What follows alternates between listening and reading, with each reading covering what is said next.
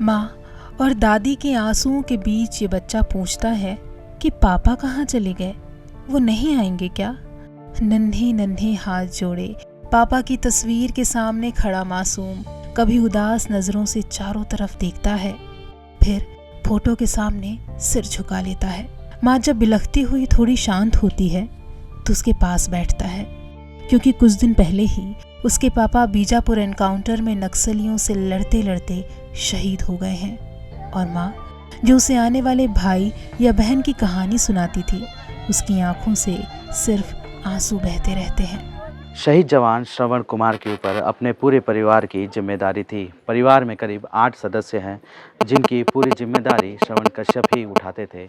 उनके शहादत के बाद पूरी तरह से परिवार गम के माहौल में डूबा हुआ है। उनकी बूढ़ी माँ से लेकर विधवा पत्नी और इसके अलावा बहन, सभी की जिम्मेदारी श्रवण कुमार के ऊपर थी।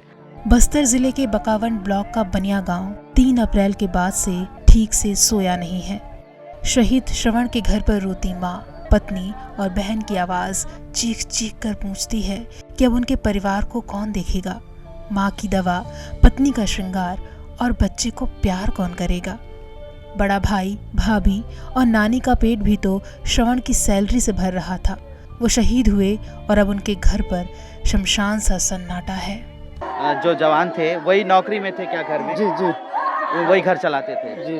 अच्छा सब तो मजदूरी काम करते थे अच्छा। जी। और तो ऐसे तो कुछ नहीं है अपन अपने। कितने साल का बेटा है उनका? उनका वही 3-4 साल का होगा। अच्छा, क्या उनकी पत्नी भी गर्भवती थी?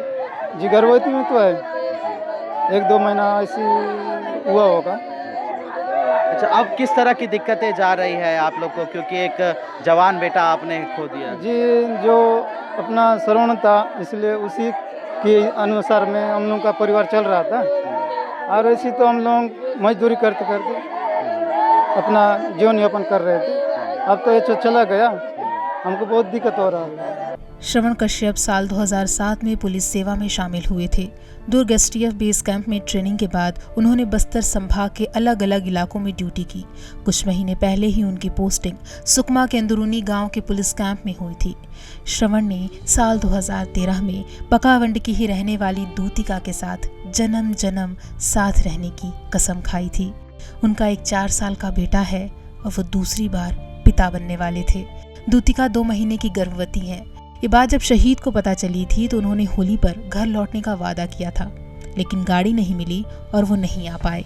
एनकाउंटर से ठीक 1 दिन पहले फिर उन्होंने दूतिका से वादा किया कि मैं आऊँगा, लेकिन तिरंगे में लिपटी उनकी देह आई। उनकी यादों की आंधी आई और दूतिका के हिस्से आया न सहा जाने वाला दर्द। वो कभी चीख कर रोती हैं तो कभी एकदम शांत हो जाती हैं। इस हाल में उनके पास कहने को भी क्या होगा। शहीद की माँ कहती है, आने का वादा करता रहा, आया भी तो देखो कैसे आया है। बेटा मुकना करला केने गला हुई गला आज ही आई खाली आई बोली ना गोटेला चाचा जा बेटा चाचा सा बोली मैं बेटा को सांगा सांग बोलू फोन करवा के सोमवार दिन यार शुक्रवार दिन बेटा ना गोटेला।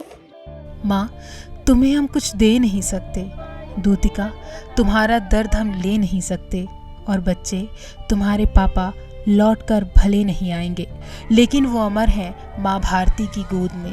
उनका नाम दर्ज हो गया है वतन पर मिटने वाले शूरों में। वो हमेशा याद किए जाएंगे बीजापुर के वीरों में।